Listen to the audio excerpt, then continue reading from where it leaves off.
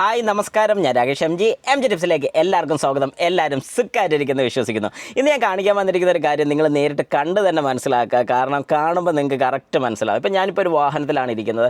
ഈ വാഹനത്തിൻ്റെ roof light ഞാനൊന്ന് ഓൺ ചെയ്യാം. നമുക്കറിയാം റൂഫ് ലൈറ്റ് ഓൺ ചെയ്യുന്നതിൻ്റെ പൊസിഷൻ ഓൺ പൊസിഷൻ ഇട്ട് വർക്ക് ചെയ്യുന്നില്ല. Okay, not working. പിന്നെ ഇവിടെ ഒരു റൂഫ് ലൈറ്റ് ഉണ്ട്, ഇത് ഓഫ് പൊസിഷനാണ്. ഞാൻ ഓഫ് ചെയ്തു. ഡോർ പൊസിഷനിലിട്ട് കത്തിയില്ല, ഓൺ പൊസിഷനിലിട്ട് കത്തിയില്ല. പക്ഷേ ഇവിടെ ഈ വാഹനത്തിൻ്റെ ഡോറ് തുറന്നിരിക്കുകയാണ്.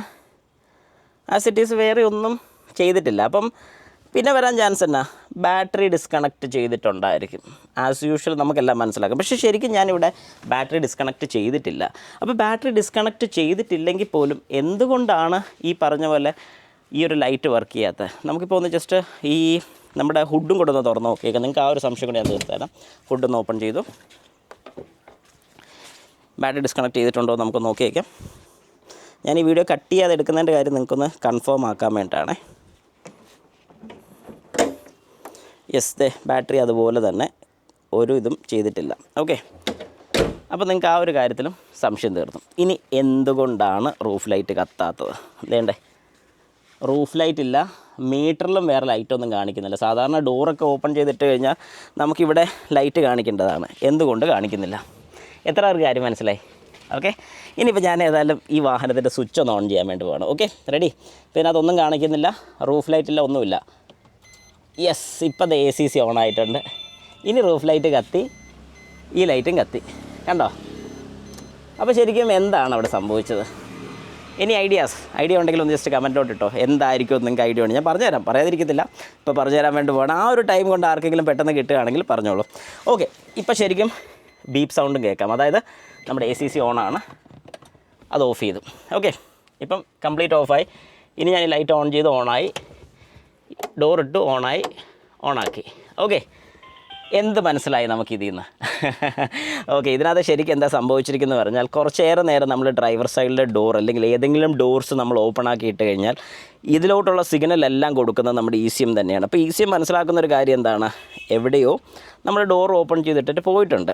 അപ്പോൾ അങ്ങനെ വരുന്ന സമയത്ത് വാഹനത്തിൻ്റെ ബാറ്ററി ഡ്രെയിൻ ഒഴിവാക്കാൻ വേണ്ടിയിട്ട് കുറച്ചേറെ നേരം കഴിയുമ്പോഴത്തേക്കും ഓട്ടോമാറ്റിക്കായിട്ട് ഇങ്ങോട്ടുള്ള ലൈൻ ECM സ്റ്റോപ്പ് ചെയ്യും.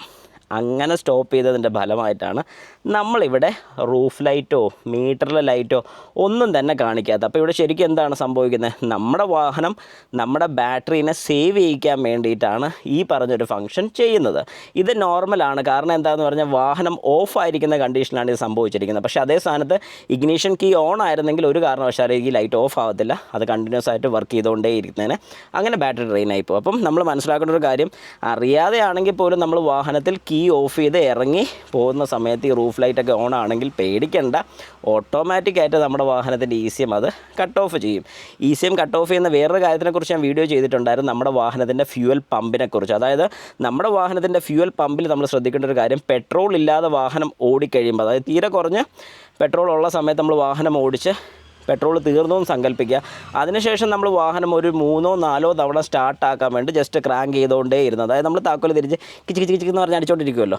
അങ്ങനെ ക്രാങ്ക് ചെയ്തുകൊണ്ടിരുന്ന് കഴിഞ്ഞാൽ എന്ത് സംഭവിക്കും?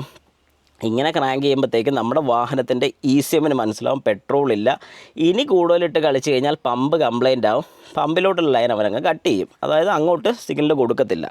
പിന്നെ നമ്മൾ എന്ത് ചെയ്യും? ബുദ്ധിപരമായി നമ്മൾ പെട്രോളൊക്കെ മേടിച്ചുകൊണ്ട് വന്നുകൊണ്ട് ഒഴിച്ച് കഴിയുമ്പോഴത്തേക്കും ECM പറഞ്ഞ് ഞാൻ സിഗ്നൽ വിടത്തില്ല, എന്താണെന്ന് വെച്ചാൽ നിങ്ങൾ ചെയ്തോ എന്ന് പറയുന്ന സമയത്ത് നമ്മളിവിടുന്ന് പെട്രോളും മേടിച്ച് അടിച്ച് കഴിഞ്ഞിട്ട് പിന്നെ സ്റ്റാർട്ടാകത്തില്ല. അപ്പോൾ നമ്മൾ എന്ത് ചെയ്യണം?